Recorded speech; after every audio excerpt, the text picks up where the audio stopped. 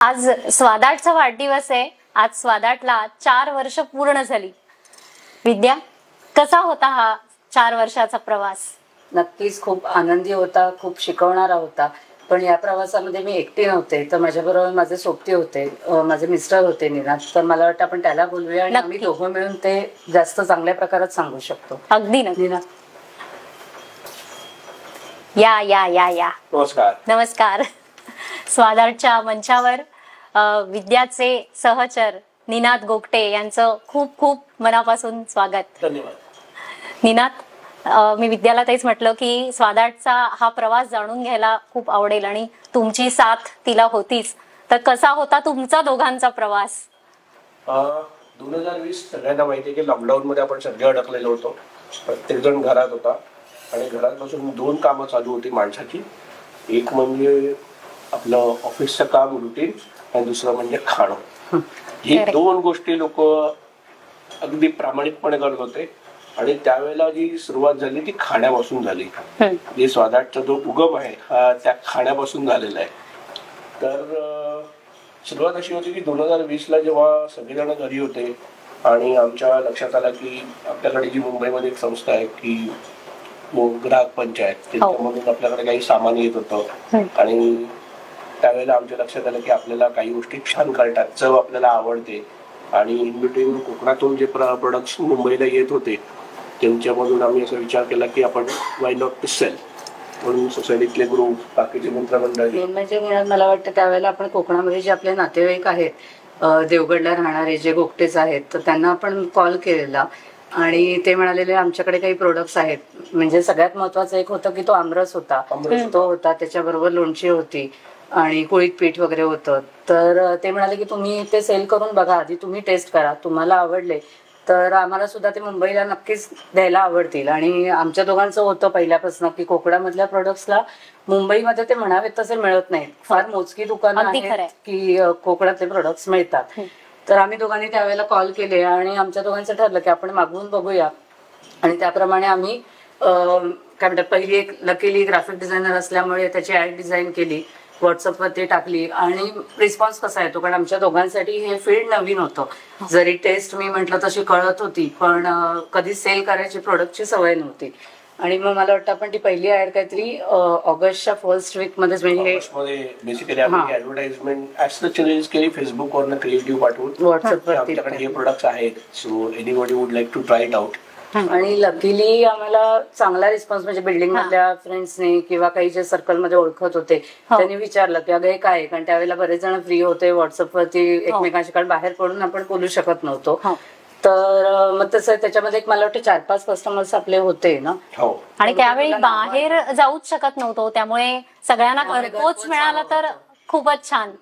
तर त्यामुळे मग आम्ही असा विचार करून जेव्हा सुरुवात केली, अगदी मी ती म्हणायचं जसं की आमरसापासून सुरुवात झाली आणि आमरस मग कोकणातले इतर प्रोडक्ट्स म्हणजे लोणची आली, पापड आले, सो त्यापासून सुरुवात झाली। पण आपल्याला ऑर्डर त्यावेळेला मला वाटतं अगदी आपल्या नातेवाईकांपेक्षा जास्त फ्रेंड्स आणि ओळखीच्या लोकांनी खूप बऱ्यापैकी ऑर्डर दिली। काही असे पण होते की ज्यांनी जे आम्हाला ओळखत येत नव्हते, फक्त त्यांच्याकडे ते through forward advertise and everybody wanted to have give it a try आणि त्यांनी पण आम्हाला थोडं छान सपोर्ट केला म्हणेन मी की त्यांच्यामुळे आज हे सगळं उभं राहिलंय। So customer is always a king.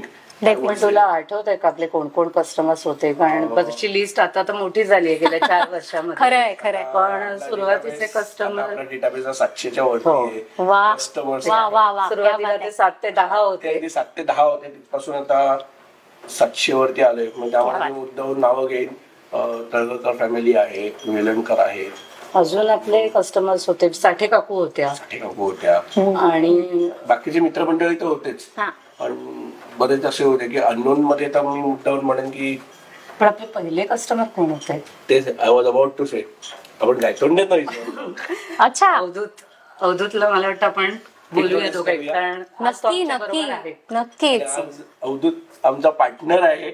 अरे वा वा वा वा वा, येस, नमस्कार नमस्कार, बसा बसा।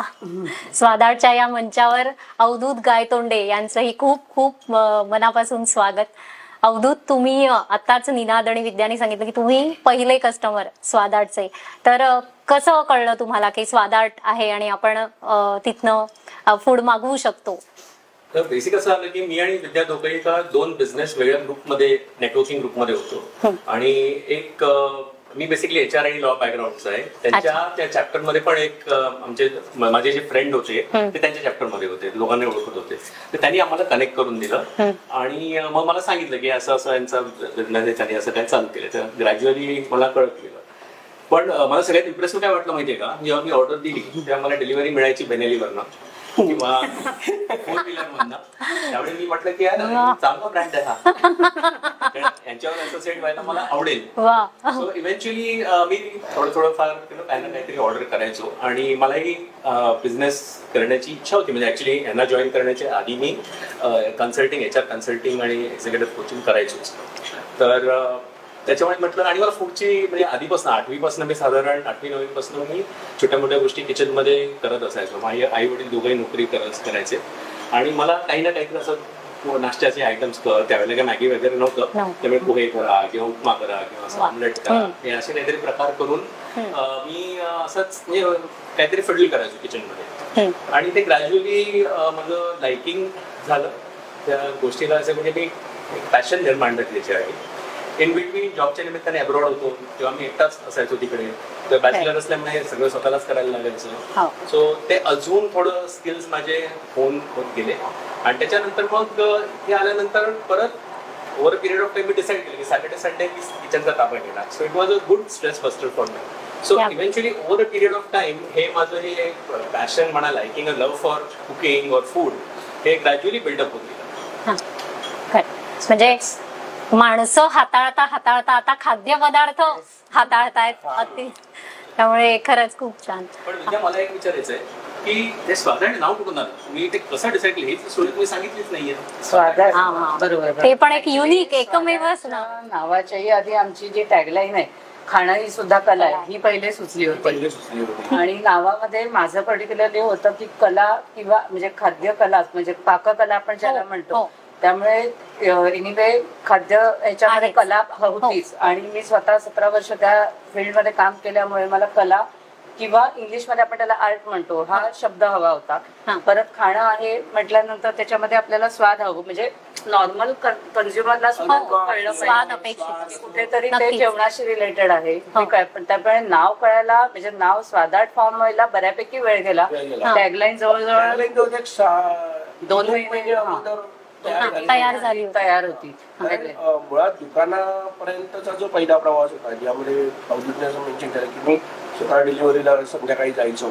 आणि त्यानंतर बेसिकली झालं कसं की 2020ला कोविड पिरियड चालू असताना त्या काळात खूप पाऊस पडला.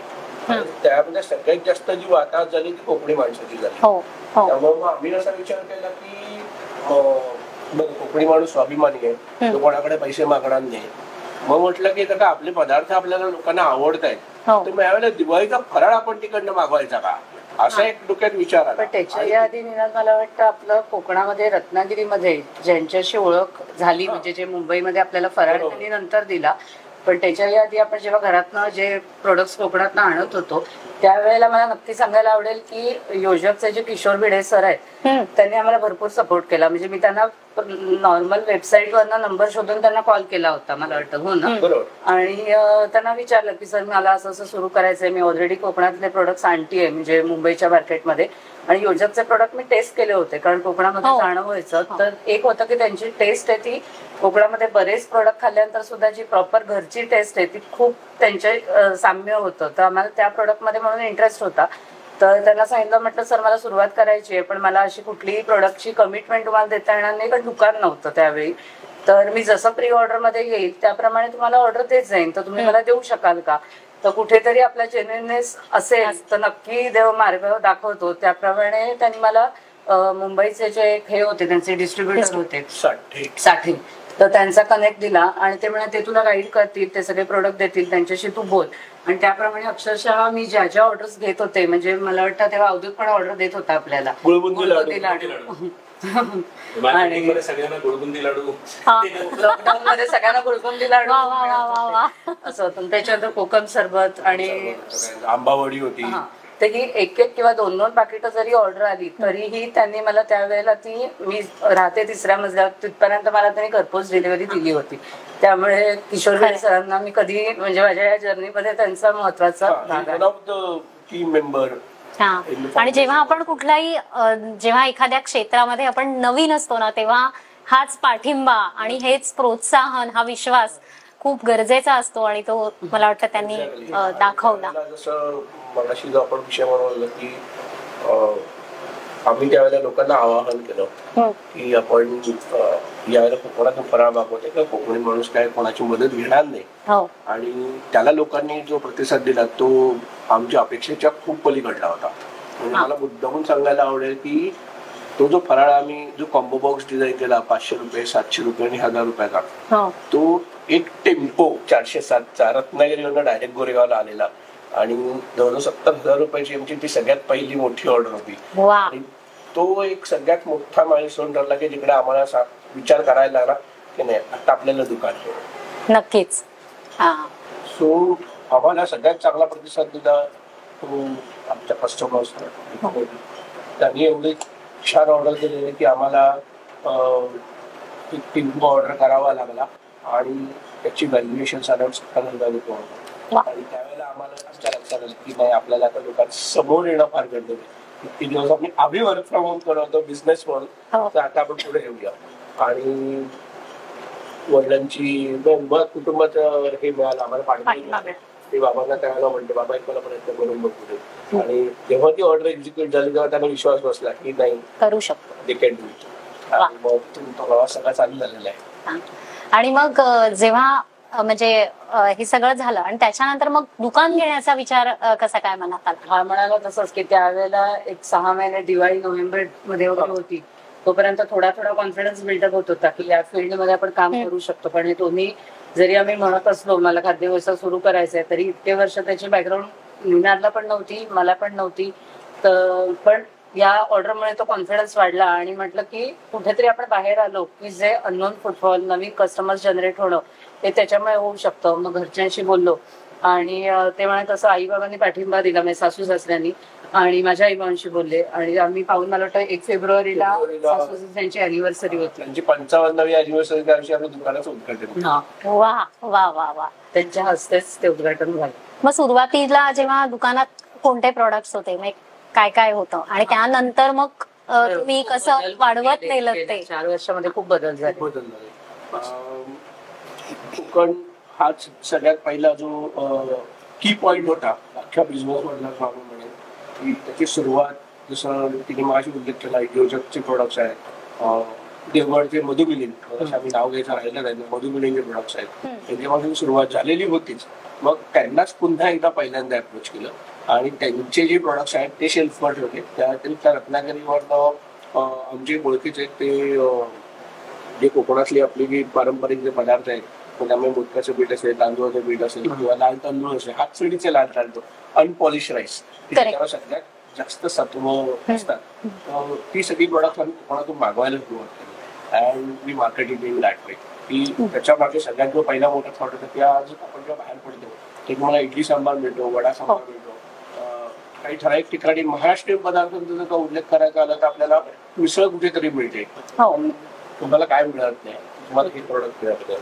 तुम्हाला मोदक संकष्टी आणि गणपतीच्या दिवसात तुम्हाला मोदक मिळेल, पण मोदक हे तुम्हाला रेग्युलर मिळत नाही. पण त्याच्यासाठी जे ऑलरेडी प्रोडक्ट आहेत त्याच्या पाठीमध्ये जी एक गोष्ट असते की पिठं मिळणं किंवा अगदी प्रोडक्ट द्यायचं म्हटलं तर ते नाहीये, लोकांना माहित नाही. आणि आपण जर का केलं नाही तर आपल्या मुलांना आपण काय सांगणार.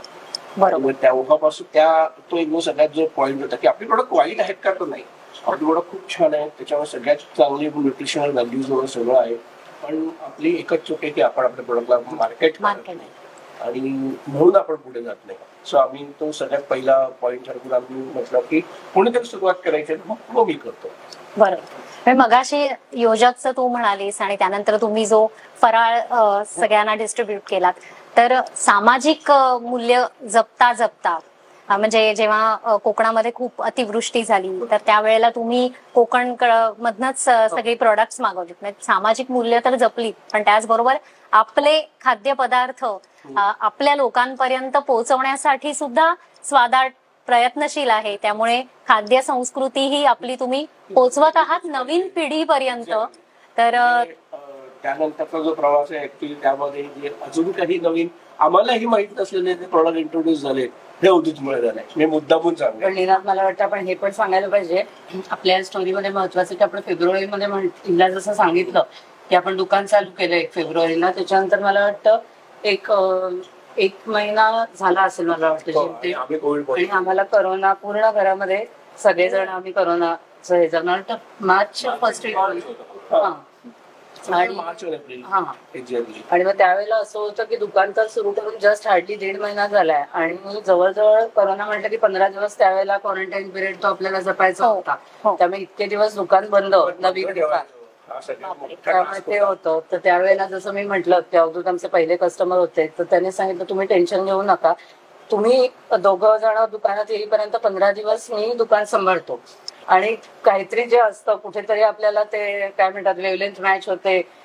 देव मार्ग दाखवते. पण आम्ही पण दोघांनी हा ओके काहीच प्रॉब्लेम नाही आणि आम्ही पण एकाच इतक्यात त्यांना हो म्हटलं की हरकत नाही तुम्ही पण बघा. म्हणजे कुठेतरी तो ट्रस्ट पहिल्या दिवसापासून नुसतं त्याने विचारलं आणि आमच्याकडनं पण तो ते झालं. म्हणजे अवधूत दत्त म्हणून हजर झाले तुमच्या अडचणीमध्ये आणि त्यांनी ते दुकान 15 दिवस पूर्णपणे त्यांनी बघितलं.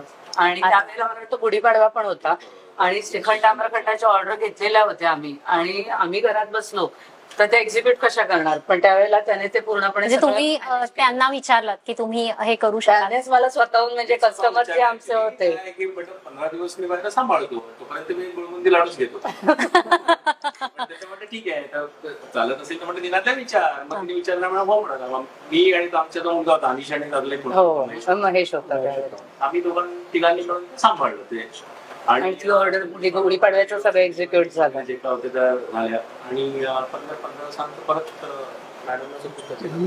वा वा. पण त्याच्यानंतर मग म्हणजे म्हटलं हा इंटरॅक्शन वाढलं. सजेस्ट केलं इंग्लिश आपण पण फूड पॉलिसी बघूया का, कारण कोविड मध्ये ती एक नीड होती लोकांची, चांगलं जेवण मिळत नव्हतं. मला रेस्टॉरंट वगैरे मध्ये पण रिस्ट्रिक्शन्स होती आणि त्याची इच्छा होती, तो म्हणाला तसं बरेच वर्ष त्याच्या डोक्यात घोळत होतं फूड मध्ये आपण काहीतरी करावं. आणि अनायसे मग माझं असोसिएशन झालं त्यावेळेला आणि 15 दिवस मी काय ते दुकान सांभाळलं, स्वादाट सांभाळलं त्यावेळेला.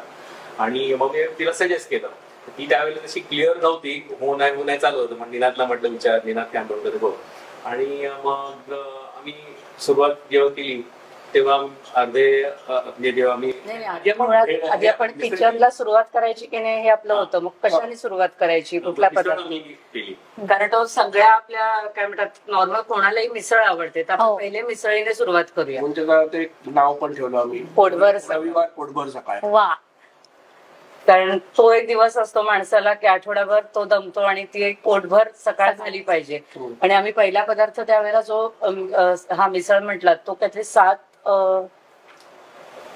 हो असेल ऑगस्ट किंवा सप्टेंबर मधलाच भाग आहे. नाही मे मध्ये केला 7 मेला आपण मिसळीची अनाउन्समेंट केली की आम्ही करतोय म्हणून. आणि आम्हाला अख्ख्या गोरेगावकरांनी प्रचंड प्रतिसाद दिला. हो अरे वा. 107 मिसळची ऑर्डर, 100 पार म्हणजे पहिल्याच ह्याच्यात म्हणजे 100% ऍक्च्युली आम्ही नाही विसरू शकत की ती म्हणतात ना की पुढच्या गोष्टीची एक मुहूर्त वेळ रोवली जाते की ती तिथून सुरुवात झाली. की आम्ही अवधूतच्या घरी पहाटे 3 वाजता गेलो आणि रात्रभरती मटकी भिजत घातलेली.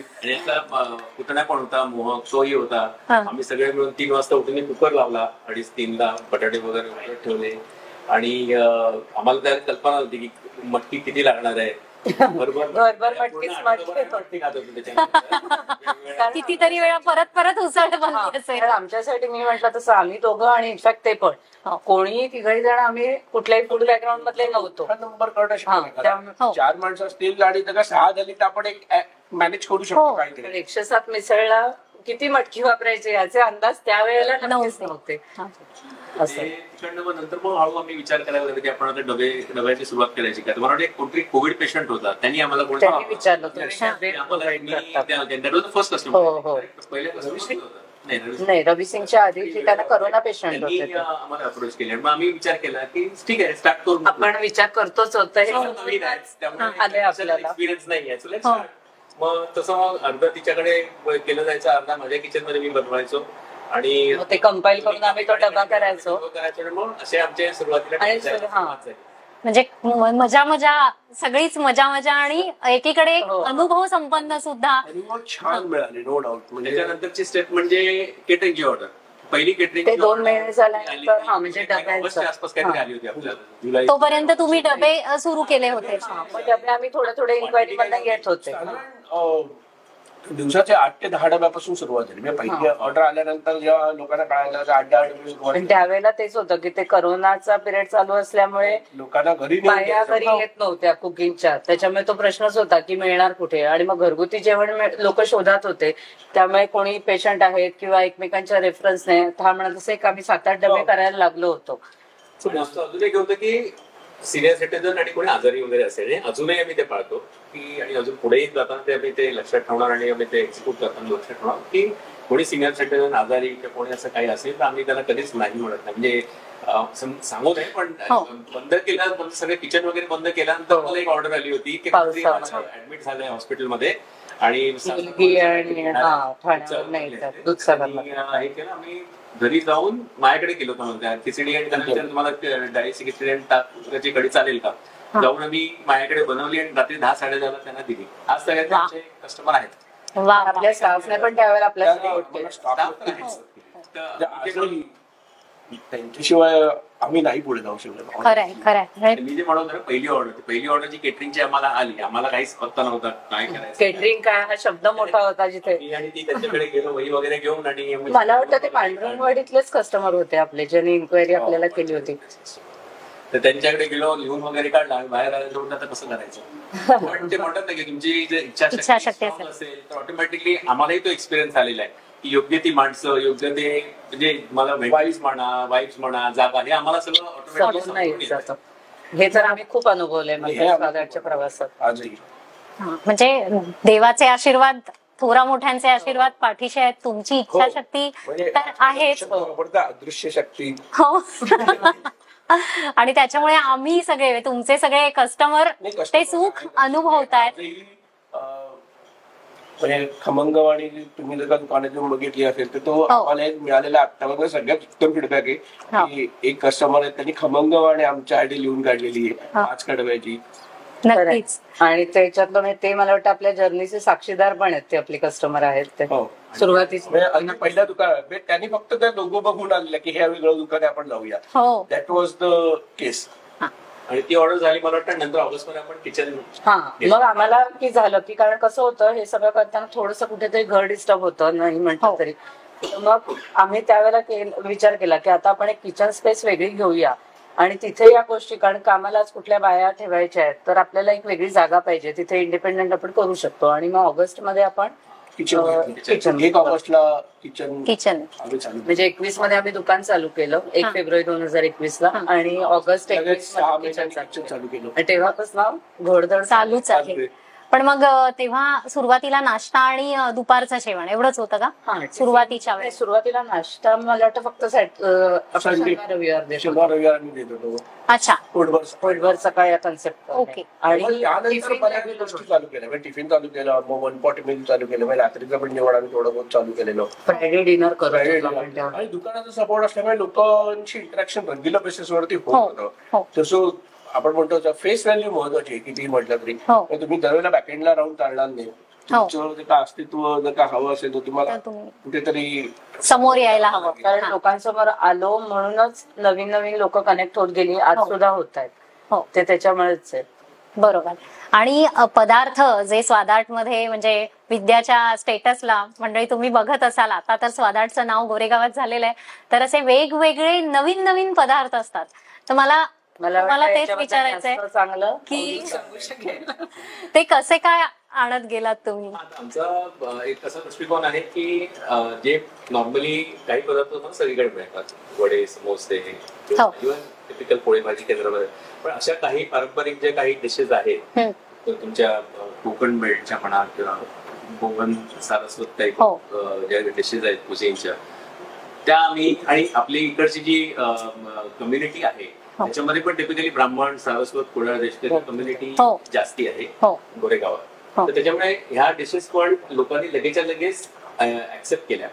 बरोबर. त्याच्यामुळे आम्ही काय केलं की काही काही सीझनल ठेवलं आणि काही फेस्टिवलची, जसं आम्ही धुंदुरमास हो. थाळी ठेवली होती. हो. त्याच्यानंतर भोगीच्या वेळेला आम्ही भोगीसाठी थाळी ठेवतो. गणपतीच्या आदल्या दिवशी आपण ती ऋषीची भाजी. ऋषीची भाजी. तुम्हाला नॉर्मली या कुठे रेस्टॉरंटमध्ये एखादा आसपास नाही. किंवा अजून कोणीतरी ठाण्याला 2-3 लोक देत असतील, पण हो. अदरवाईज नागपंचमीच्या वेळेला पातोळ्या. पूर्णाचे दिंड आणि तुमच्या पातोळ्या, हो. पुढे मोदक तर असतात आमचे हो. प्रत्येक संकष्टीला. आणि नंतर आंब्याच्या सीझन मध्ये आंब्याचा सासव किंवा सासव. फणसाची भाजी किंवा फणसाची भाजी, कुरडीची भाजी म्हणा, कधी गरेगोट्याची भाजी म्हणतात त्या. हो. ह्या सगळ्या ज्या डिशेस आहेत, हा. ज्या आजकालच्या गृहिणी ज्या आहेत त्यांना कदाचित माहित असतील पण करायला हो. वेळ नसेल किंवा कदाचित करता बरोबर. येत नसेल, त्यांना माहिती नसेल, आणि ते नेक्स्ट जनरेशनला पण त्यांना काहीतरी त्याच्याबद्दल एक कनेक्ट व्हावं की अशाही चांगल्या चांगल्या आपल्या ज्या रेसिपीज आहेत पारंपरिक, त्या लोकांना त्यापर्यंत पोहोचवण्याचा आमचा हा प्रयास आहे, चालूच राहणार आहे. याच्या व्यतिरिक्त आमचा गुळाचा खरवस आजही आमच्या 8 रिटेल आउटलेट्स मध्ये जातो.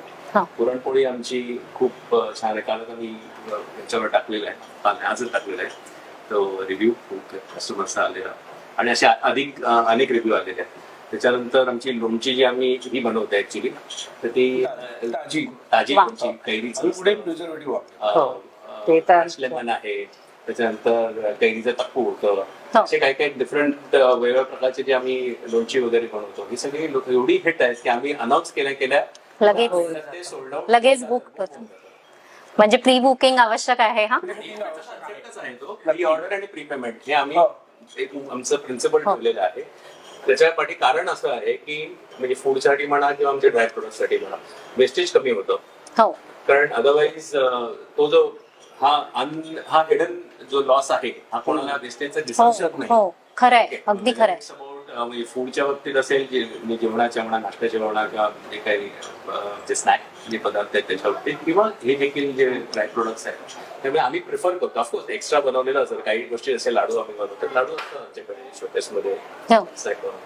पण त्याला शेल्फ लाईफ आहे. Shelf life आहे. पण काही गोष्टींना जे आपले भाजी आहे हो. ती सकाळी केली की संध्याकाळी त्याची मजा आपण संध्याकाळी तरी खाऊ शकतो, पण दुसऱ्या दिवशी तर नाहीच. हो.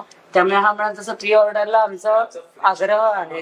आमच्या फ्रीज मध्ये मला कधी असं दिसणार नाही की काही कुठली ग्रेव्ही राहिलेली आहे किंवा काय. लोकांना कधी कन्सेप्ट कळत नाही. कस्टमर जेवण आमच्याशी थोडं हे करतात, आर्ग्यू करतात, तुम्ही असं हे करत नाही.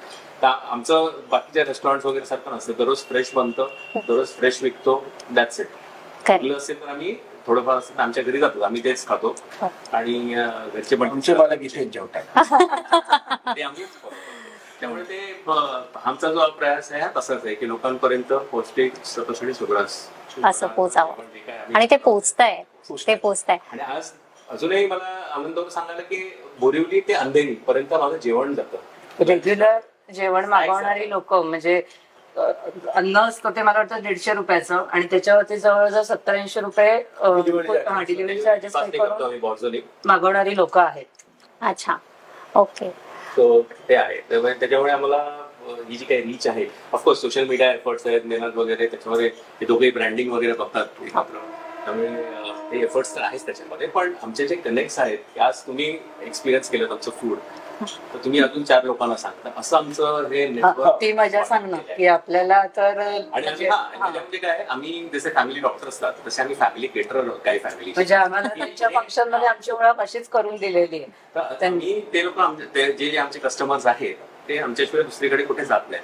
आणि कधी कधी आम्हाला एवढं छान वाटतं की जेव्हा कस्टमर आम्हाला फोन करून विचारतो की अहो मला पार्टी ठेवायची आहे रविवारी, पण मला फक्त बघायचं तुम्ही अवेलेबल आहात, तर मी ते रविवारी ठेवते, नाही तर मी शिफ्ट करते. हा, हे पण विचारलेलं आहे. म्हणजे मी माझ्या फॅमिली ग्रुपवर टाकायचं आहे मला, पण त्याच्याआधी तुमची अवेलेबिलिटी चेक करतोय. म्हणजे मग तुम्ही असाल की मी बिंदास टाकतो. बरोबर. असं म्हणजे माणसांना जोडता जोडता कुटुंब जोडलीत, आणि कुटुंबाबरोबर आता मोठाच्या मोठा स्वादाचा एक समुदाय म्हणूया आपण, असं जोडला गेलाय. तर हो, आणि तुमची अशी ही गोडदौड चालू आहे, आणि त्याच्यात आम्हालाही आनंद होतो की मी सुद्धा स्वादाचे एक कस्टमर आहे.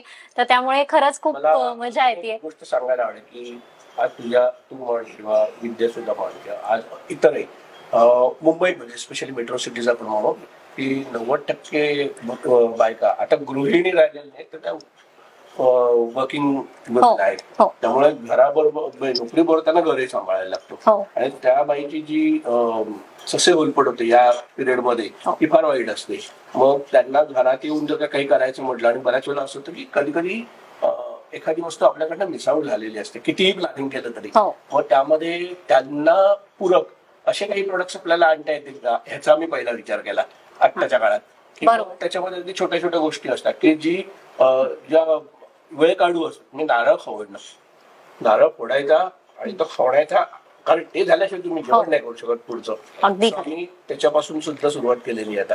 आता तुम्हाला खोडलेला नारळ मिळतो, शेंगदाण्याचं कूट मिळतं, अशा नवीन अनेक छोटे छोटे प्रोडक्ट्स की ज्यांच्यामुळे तुमचा भार कमी होईल ह्याच्याकडे आता तुमचा पुढचा फोकस आहे. वेळेची बचत म्हणजे ती तर वेळ केवढा तरी वाचतो. म्हणजे अगदी नारळ मिळाला आपल्याला खरवडून तरी सुद्धा 10-15 मिनिटं तिथेही वाचलीच नक्कीच. तर एखादी बाई जर चर्चगेटवरनं निघणार असेल तिने फोन केला आम्हाला आणि असे फोन येतात दुकानात जास्त कमिट केलेले की नारळाचा खोललेला नारळ तुम्ही फोन केल्यानंतर 1 तासात तुम्हाला मिळेल. अच्छा, आता मी ट्रेनमधनं फोन करतात, मी पोचते आणि पिकअप करते. वा. मला तुम्हाला विचारायचंय की आता ह्या सगळ्या खाद्य सेवेत असताना तुम्ही एखादा जेव्हा खाद्यपदार्थ देता आणि त्या खाद्यपदार्थांमध्ये काही सूचनाही मिळत असतील कारण सगळ्यांच्या चवी वेगवेगळ्या असतात किंवा कोणी काही सूचना, तर त्या सूचनांचा अंतर्भाव पुढच्या वेळेला करताना केला जातो का किंवा काय दक्षता घेतली जाते किंवा असं काही अनुभव आहेत का किंवा असं काही? तसा बऱ्यापैकी काही अंशी विचार नक्की केला जातो पण मुळात आधी रेसिपी जेव्हा आम्ही ठरवतो तेव्हा कुठली भाजी करताना काही भाज्यांना त्या पद्धतीने केली की त्याची मजा आहे. म्हणजे प्रत्येकाच्या घरची पद्धत वेगळी असली तरी भरली वांगी म्हटलं की ब्राह्मणी पद्धतीच्या गोडा मसाल्यामध्ये ती भाजी छान वाटते. त्याच्यानंतर सारस्वत भाजी आपण कुठली करतो ती उसळ करतो, त्याच्यामध्ये आपण आपला GSB मसाला वापरतो, जे अळसांदे करतो तर त्याच्यात आम्ही GSB, त्यामुळे त्या भाजीची जी डाळिंबी उसळ आहे ती आम्ही गोडा मसाल्यातच करतो. त्यामुळे त्या भाज्यांना शक्यतो फ्लेवर मिळायला पाहिजे, जेन्युइन फ्लेवर. आणि बऱ्याच ओरिजिनल असं बघितलंय की ग्राहकांना असं कळलंय की नाही ती गोष्ट ती तशा पद्धतीने बनवतात आणि बरेचदा ती टेस्ट ऍक्सेप्ट केलेली आहे. मला वाटतं असे सजेशन आपल्याला कमी आले. आता किती म्हटलं ना आपण व्यक्ती अगदी खरं, पण शेवटी स्वादाची टेस्ट पोचवतोय आम्ही असं मी म्हणेन. लोकांचे सजेशन्स आर ऑलवेज वेलकम पण त्या गोष्टीची जी ऑथेंटिसिटी आहे ही पोचवणं जास्त प्रायोरिटी आहे. कारण मी आज तुझ्यासाठी एक केलं आणि तुझ्या मिस्टरांसाठी वेगळं केलं असं करून चालूच शकत नाही मला. जसं सगळे आपल्याकडे सगळ्या प्रकारचे कस्टमर आहेत त्यामुळे त्या प्रोडक्टच्या अनुसरून सगळ्या म्हणजे कुठली टेस्ट त्या भाजीला सूट होते त्याप्रमाणे ती रेसिपी केली जाते. जसं काळ्या वाटाण्याची उसळ आहे ती मालवणी पद्धतीची खायला छान लागते त्यामुळे तशी केली जाते. पण स्पेसिफिक असं एखाद्या कस्टमरचं असेल की आम्हाला असं पाहिजे तर ते आम्ही कॅटरिंगच्या ऑर्डर मध्ये कॅटरिंग मध्ये करतात. बरोबर, कारण त्या लेवलला ते पॉसिबल पटकन करता येतं त्यामुळे तिथे नक्कीच. बरोबर, म्हणजे स्वादाटची जी सुरुवात झाली जेव्हा तू घरून ऑर्डर्स घेतल्यास त्याच्यानंतर तू दुकान सुरू केलंस आणि आता थोडं मोठं दुकान आहे, किचन तुमचं चालू झालं, केटरिंग सेवेमध्ये आहात, तर आता तुम्ही तिघही एकत्रितपणे किंवा वेगवेगळं सांगितलं तरी सुद्धा चालेल ही स्वादाटला पुढे कसं पाहताय किंवा कुठच्या दिशेने स्वादाटची वाटचाल आता भविष्यात होईल? एक मिनिटाच्या आधी मी एक सांगेन, आज स्वादाटला 4 वर्ष पूर्ण होत आहे आणि पुढच्या महिन्यात सप्टेंबर मध्ये स्वादाट स्नॅक कॉर्नर आम्ही सुरुवात केली त्याला 1 वर्ष पूर्ण होत आहे. अच्छा, स्वादाटला 4 वर्ष आणि आमच्या या दुकानाला 1 वर्ष कधी झालं हे आम्हाला कळलंच नाही ऍक्च्युली. नवीन दुकानात आम्ही मूव्ह झालेलो होतो गेल्या वर्षी. बर, खूप खरंच अभिनंदन. मला वाटतं की 4 वर्षाची ही जी आमची जर्नी होती ती खूप छान होती आणि मला पहिल्यापासून ब्रँडिंग हा जसं म्हणाला मी करत आले त्यामुळे प्रोडक्टचं ब्रँडिंग आणि प्रोडक्टचं मार्केटिंग त्या पद्धतीने जसं स्वादाटची ही जी टेस्ट आहे जी आज आम्ही बऱ्यापैकी गोरेगावकरांपर्यंत पोहोचवतोय तर ती गोरेगावच्या बाहेर स्वादाटच्याच नावाने प्रोडक्ट प्रत्येक स्टेशनला मिळावं यासाठी आम्ही तिघही आता प्रयत्न करणार आहोत. थोड्या अंशी आम्ही पार्ल्याला जात आहेत आमचे प्रोडक्ट, बोरिवलीला काही जात आहेत पण आता आम्ही 4 वर्ष मुंबई कव्हर करायची हळूहळू आम्हाला जायचं. म्हणजे तिला वाक्याला एक्सचेंज म्हणून की पुढच्या 1-2-3 वर्षात तरी अख्खी मुंबई निदान मला ठराविक मध्ये जे 4 आयटम्स आहेत ते मला प्रत्येक दुकानात मुंबईला पोहोचवायचे. सो त्यापैकी एक गुळाचा खरवस आहे which is one of the hit item. Typical केसर वेलची आणि गुळ असं घातलेला खरवस. त्यानंतर लाडू आहे, गोडा मसाला. हे जे 3 आयटम्स आहेत, हे गोडा मसाला, GSB मसाला आणि थालीपीठ भाजणी, त्याच्याबद्दल आम्ही की ही टेस्ट आहे ती घरची, जसं मी नेहमी सांगितलं की आईची आणि सासूची, ह्या 2 टेस्ट ज्यांनी खाल्लंय त्यांनी सांगितलं. नाही उसळ, मटकीच्या उसळीला पण तो मसाला घातला पण एकदम मस्त झाली. बाकी त्यामुळे ते 3 प्रोडक्ट आहेत. म्हणजे भाजणीच्या बाबतीत पण डबा उघडला की वास यायला हवा, घमघमाट यायला हवा, तर ती थालीपीठ भाजणी खमंगपणा पाहिजे. अख्ख्या घरभर दळवळतो कारण डबा उघडला की. हो तर ते आमच्या मध्ये आहेत. हो करेक्ट. ते आम्हाला पुढे पोचवायचे प्रोडक्ट. अवधूत, तुम्हाला काही सांगायचं? तो म्हणतो ते बरोबर आहे की आमच्या तिघांचे बेसिकली ना फील्ड वेगळी असल्यामुळे आम्ही एकमेकांच्या कामामध्ये इंटरफिअर नाही करत, ऑनेस्टली स्पीकिंग. त्यामुळे बऱ्याच गोष्टी खूप सुपर होत आहेत. सो आम्ही प्रत्येकाला, म्हणजे मी जेव्हा एखादी गोष्ट म्हणतो की आपण या प्रॉडक्टचा विचार करूया कारण मला ते मार्केट दिसतंय, so I just think about it की ह्याला मार्केट दिसतंय, आपण हे करूया. मग मी त्यांना सांगतो तू हे कर, हिला सांगतो तू डिझाईन कर. सो आमची कामं वाटून घेतलेली आणि आम्हाला हे कधी एकमेकांना सांगावं लागलं नाही की तू हे कर किंवा मी सांगतो त्याप्रमाणे करून बघतो. Let them to their job.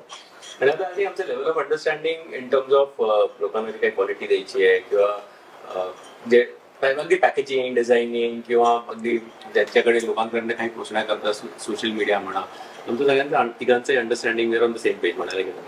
त्यामुळे असं डिफरन्स ऑफ ओपिनियन वगैरे अजून टचवूड नाही गेले 4 वर्ष.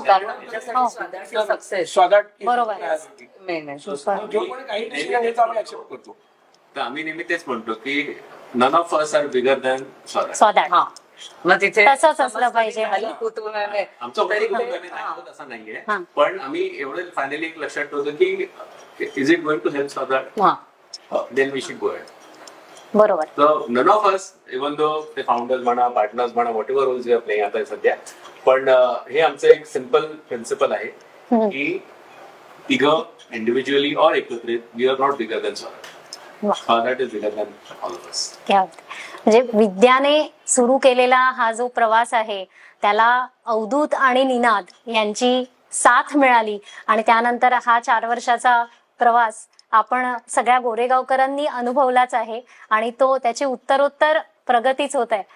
मी म्हटलं तसं निनाद, अवधूत आणि विद्या यांच्या नावाची जर इनिशियल्स घेतली ना तर आता नाव म्हटल्यावर नौका म्हणजे, तर त्यांच्या ही जी नाव आहे ती त्यांच्या स्वप्नातल्या प्रत्येक गावापर्यंत पोहोचू दे आणि स्वादाटचं नाव सगळीकडे होऊ दे अशी आपण आशा व्यक्त करूया. म्हणजे मगाशी म्हणता अवधूत म्हणाले सुद्धा की नेट ॲसेट व्हॅल्यू, तर स्वादाटची ही जी नेट ॲसेट व्हॅल्यू आहे तर ती वाढत राहू दे नाव.